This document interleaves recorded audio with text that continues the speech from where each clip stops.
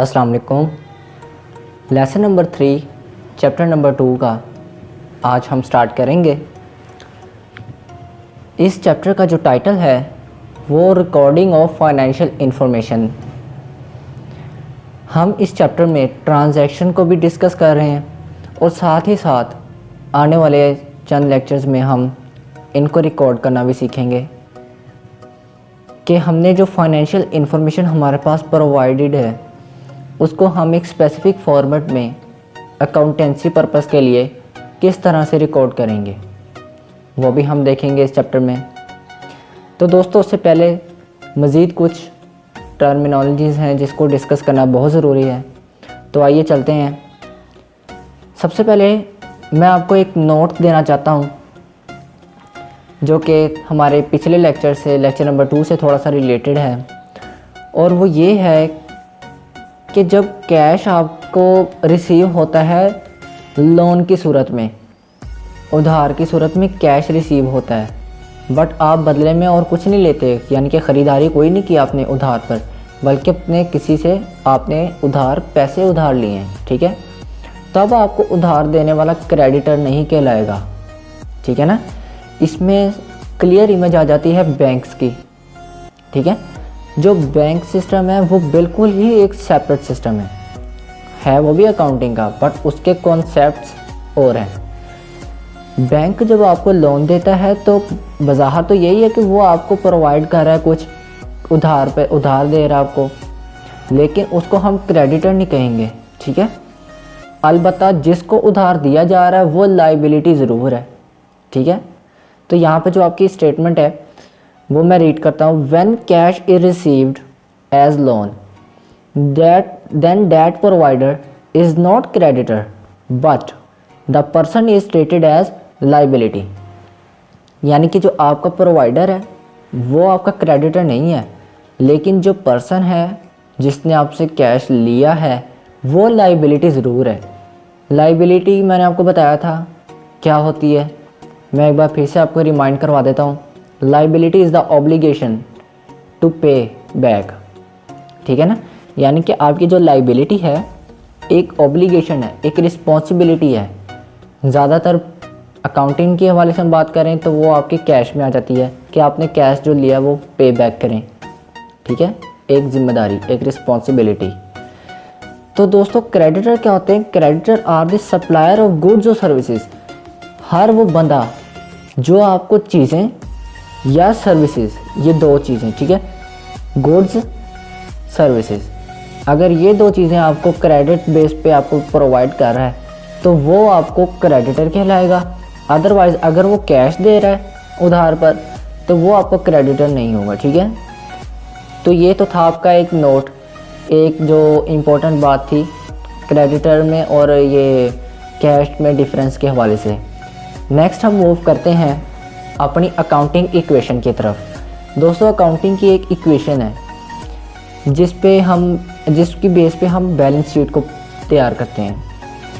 इस इक्वेशन में आप देखेंगे, जैसे कि हमने ये चैप्टर नंबर 1 में भी पढ़ी थी, assets is equal to liability plus owners equity, ठीक है। एक बार फिर से मैं रिपीट करता हूँ, यहाँ पर आपकी बुक में भी लिखी हुई है बोल्ड करके, हाईलाइट करके, assets is equal to liability plus owners equity, ठीक है।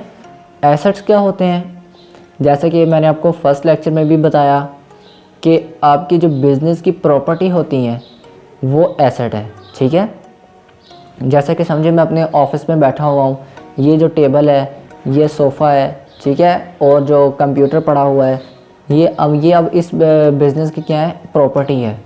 ये मेरी प्रॉपर्टी नहीं, ये बिज़नेस की प्रॉपर्टी है, ये क्या है? एसेट है, ठीक है। इसी तरह मशीनरी है, प्लांट है, ये एसेट है। तो हर वो चीज़ जो बिज़नेस की मलकियत है वो एसेट कहलाएगी। आपको याद होगा हमने सेपरेट एंटिटी कॉन्सेप्ट पढ़ा था कि बिज़नेस का अपने ऑनर से एक अलहदा बिहेवियर, ठीक है, ऑनर अपनी जगह, बिज़नेस अपनी जगह, दोनों का बिहेवियर इंडिपेंडेंट है, ठीक है। हम आगे जाके एक बिज़नेस की एग्जांपल लेंगे और उसमें आप देखेंगे कि हर ट्रांजैक्शन में यही लिखा आएगा कि फ़लाँ प्रोवाइडेड इतना cash to somebody, it has gained इतने रुपीज़, इट हैज़ इन्वेस्टेड इतने रुपीज़, और वहाँ पे जहाँ पे इट आ रहा है वहाँ पे बिज़नेस का नाम होगा, जबकि हमें बताया गया होगा कि ऑनर कौन है। इसके बावजूद हम बिज़नेस का नाम वहाँ पे मेंशन करेंगे because of separate entity concept, ठीक है। तो वो आने वाले लेक्चर्स में हम करेंगे। बेसिकली आपको जस्ट मेंटली प्रिपेयर कर रहा था कि आपको वो भी थोड़ा सा रिमाइंड हो जाए, ताकि आगे जब हम उनको डिस्कस करें तो आप कंफ्यूज ना हो, ठीक है। तो ये तो थी दोस्तों अकाउंटिंग इक्वेशन। वैसे तो हम बेसिक इक्वेशन है resources is equal to sources, resources is equal to sources. ये दोनों क्या चीज़ होती हैं, ये हमने चैप्टर नंबर 1 में पढ़ा था। मैं एक बार फिर से यहाँ पे मेंशन करूँगा, लेकिन उससे पहले आपको बता दूँ कि अकाउंटेंसी में हम जो इक्वेशन यूज़ करते हैं वो यही है, asset is equal to liability plus owners equity. इसको हमने जो इसकी बेस है इस इक्वेशन की वो ये है, resources is equal to sources. अब रिसोर्सेज क्या होते हैं, मैंने बताया था आपको कि रिसोर्सेज होते हैं एसेट बिजनेस के, जिनसे आप अपने बिजनेस को परफॉर्म कर रहे हैं। और सोर्सेज क्या होते हैं, बाज़ार तो देखने में दोनों सिमिलर वर्ड्स लगते हैं, इनके मतलब भी आपको थोड़े से सिमिलर लगेंगे, लेकिन दोनों में एक स्लाइट डिफरेंस है। रिसोर्सेज होते हैं बिजनेस के एसेट्स, जबकि सोर्सेज वो चीज़ें होती हैं जिनसे उन एसेट्स को बनाया जाता है। इसकी बेस्ट एग्जांपल है raw material, iron, copper, steel, aluminium वगैरह वगैरह, ठीक है।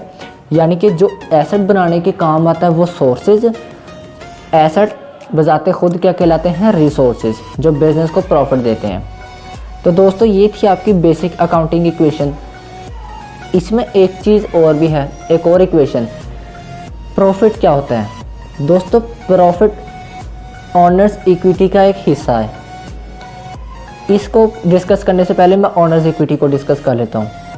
ऑनर्स इक्विटी मैंने आपको बताया था, जो बिज़नेस का ऑनर है उसकी क्या क्या मलकियत है, उसकी मलकियत में क्या क्या शामिल है, वो ऑनर्स इक्विटी कहलाता है, ठीक है।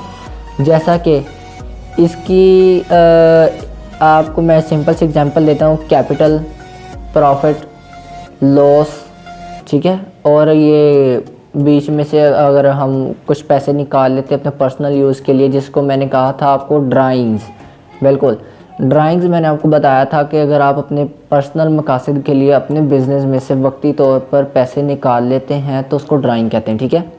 तो ये चीज़ें ऑनर्स इक्विटी में शामिल होती हैं, ठीक है। प्रॉफिट वो ऑनर का होता है, कैपिटल वो ऑनर का होता है। कैपिटल क्या होता है, वो पैसे होते हैं जो ऑनर इंट्रोड्यूस करवाता है अपने बिज़नेस में, अपने बिज़नेस को चलाने के लिए। अब जो लॉस होता है वो भी ऑनर का होता है। जाहिर सी बात है, नुकसान की भरपाई तो ऑनर ने ही करनी है ना। उसके बाद ड्राइंग्स, वो ऑनर के पास राइट होता है उसका, और किसी और के पास राइट नहीं होता कि आप बिज़नेस से पैसे निकाल सके, ना किसी वर्कर के पास ना किसी और का, सिर्फ ऑनर के पास होता है। बल्कि एक और बात यहाँ पर मैं मेंशन करना चाहूँगा कि जो पार्टनरशिप होते हैं उसमें भी जहाँ पे 2-3 पार्टनर होते हैं मिलके बिज़नेस कर रहे हैं, उन दोनों तीनों पार्टनर्स के पास ये राइट होता है ड्राइंग्स का। बट उसमें एक तो उन्होंने प्रोपोर्शन रखा होता है कि एक पार्टनर ज़्यादा से ज़्यादा कितनी ड्राइंग्स कर सकता है, ठीक है। तो वो आगे की बात है। तो दोस्तों यहाँ पर मैं प्रॉफिट के बारे में बताने लगा था कि प्रॉफिट क्या होता है। प्रॉफिट होता है इनकम माइनस एक्सपेंसेस। प्रॉफिट कहते हैं हम मुनाफे को, मुनाफा हम किसको कहते हैं, अगर आपके खर्च किए हुए में से आपने बल्कि जितना खर्च किया है वापस आपके पास उससे ज़्यादा है। यानी कि अगर मैंने 500 रुपया इन्वेस्ट किया, 500 रुपया लगाया है, तो मुझे बदले में 1000 रुपया मिले, तो मैं कहूँगा मेरा क्या हुआ, मुझे ये क्या चीज़ है, 1000 रुपया जो है वो क्या है, वो प्रॉफिट है। इनकम माइनस एक्सपेंसेस, इनकम क्या 1000 रुपया और एक्सपेंस कितना है 500, तो इनको अगर माइनस कर लें तो मेरा जो 500 रुपया है वो क्या होगा, प्रॉफिट। 1000 रुपया था इनकम, ठीक है। तो ये था प्रॉफिट। प्रॉफिट यहाँ पर आपकी एक स्टेटमेंट लिखी होगी, profit also contributes as a source of acquiring assets in business. Profit basically आपका एक सोर्स भी है, क्योंकि आपके पास प्रॉफिट होगा तो आप नई मशीनरी लेंगे, न्यू एसेट्स जनरेट करेंगे, न्यू एसेट्स को इंपोर्ट करेंगे, ठीक है। तो ये प्रॉफिट भी आपका एक सोर्स है। और सोर्स क्या होता है, जो एसेट्स को बनाने में हमारी मदद करता है, जो हेल्पफुल होता है, वो क्या होता है, सोर्स होता है। तो ये तो बेसिकली एक वैसे सोर्स के हवाले से उन्होंने एक स्टेटमेंट दी है। लेकिन जो प्रॉफिट है वो आपकी ऑनर्स इक्विटी में आता है। ये स्टेटमेंट आपकी बुक में भी लिखी गई है, मैं यहाँ पे रीड करता हूँ। Profit is earned by business is included in honours equity. ठीक है, बिजनेस के ज़रिए से जो प्रॉफिट कमाया गया या बिजनेस ऑपरेट करके जो प्रॉफिट कमाया गया वो ऑनर की इक्विटी में शामिल होता है। ऑनर की इक्विटी में क्या क्या शामिल होता है? ऑनर की इक्विटी में यहाँ पर आपकी बुक में दिया गया है capital, profit minus loss minus drawings. अब यहाँ पे जो सिंबल्स दिए गए हैं, capital plus profit minus loss minus drawing, इसका क्या मतलब है ये मैं आपको थोड़ा सा ब्रीफली एक्सप्लेन कर देता हूँ। कैपिटल वो पैसे जो उसने ऑनर जो इंट्रोड्यूस करवाता है अपने बिजनेस में, बिजनेस को ऑपरेट करने के लिए। ठीक है, प्रॉफिट वो होता है जो इन्वेस्टमेंट के बाद बिजनेस परफॉर्म करके आपको बदले में रिटर्न मिलता है। ठीक है, वो प्रॉफिट होता है। लॉस क्या होता है? आपके एक्सपेंसेस कह लें, या अगर आपका जो मुनाफा अगर आपका नहीं बना, यानी कि 500 लगाया आपको बदले में 400 मिल रहा है, नुकसान हो गया तो वो। और ड्राइंग्स पैसे निकाल लिए बिजनेस में से। अब जाहिर सी बात है कैपिटल में से हम प्रॉफिट को क्या करेंगे, कैपिटल और प्रॉफिट को प्लस करेंगे। ठीक है, कैसे? यानी कि जो हमने कैपिटल हमारे बिजनेस के पास मौजूद है, जितना पैसा हमने कमाया, जो प्रॉफिट है टोटल ऐड करेंगे। अगर इन केस कोई नुकसान हो जाता है या कोई अखराजात जितने भी हमारे हैं उस प्रॉफिट में से उनको माइनस करेंगे। ठीक है, और अब हमारे पास जो निकलेगा वो प्योर प्रॉफिट होगा, जिसको हम नेट प्रॉफिट भी कहते हैं। ठीक है, अगर तो कोई ड्राइंग्स लाजमी नहीं हर सूरत हो, ड्राइंग्स एक चॉइस है। अगर आप ड्राइंग्स करते हैं तो मेंशन करेंगे, अगर आपने ड्राइंग नहीं की तो आप यहाँ पे मेंशन नहीं करेंगे। ये हो भी सकती है, ये नहीं भी हो सकती। ठीक है, अगर कहीं पे ड्राइंग लिखा है तो भी परेशान नहीं होना, नहीं लिखा तब भी आपने परेशान नहीं होना। ठीक है, तो दोस्तों इंशाल्लाह ताला अगले लेक्चर में हम आगाज़ करेंगे एक केस, बल्कि एक प्रैक्टिकल एग्जाम्पल लेंगे जिसमें आपको बाकायदा एक इमेज दिया जाएगा, आपने वो इमेजिन करते जाना है। आपको केस मैं बताता जाऊंगा उसको कैसे ट्रीट करना है, उस पर क्या क्या एंट्रीज हमने लिखनी है, किस टर्मिनोलॉजीज़ के साथ किसको कहाँ शो करना है, और मैथमेटिकल ऑपरेशन हमने कौन से परफॉर्म करने हैं, वो स्टेप बाय स्टेप हमने यहाँ पर रीड करने हैं। वो मेरे चंद एक लेक्चर्स हैं जिसमें मैंने ये स्टेप बाय स्टेप आपको पढ़ाया है। वो आपके मोस्टली 4 से 5 लेक्चर हैं जिनमें मैंने ये स्टेप बाय स्टेप इस टॉपिक को कवर किया है। ठीक है, तो इसमें आप देखेंगे कि हमने एसेट को कैसे ट्रीट किया, लाइबिलिटी को कैसे ट्रीट किया और ऑनर्स इक्विटी को कैसे ट्रीट किया। तो दोस्तों मैं उम्मीद करता हूँ आपको टर्मिनोलॉजीज़, जो थ्योरेटिकल टर्मिनोलॉजीज़ जो अब तक हमने डिस्कस की, आपको उनकी समझ आ गई होगी। अगले लेक्चर तक के लिए मुझे इजाज़त दीजिए। अल्लाह हाफिज़।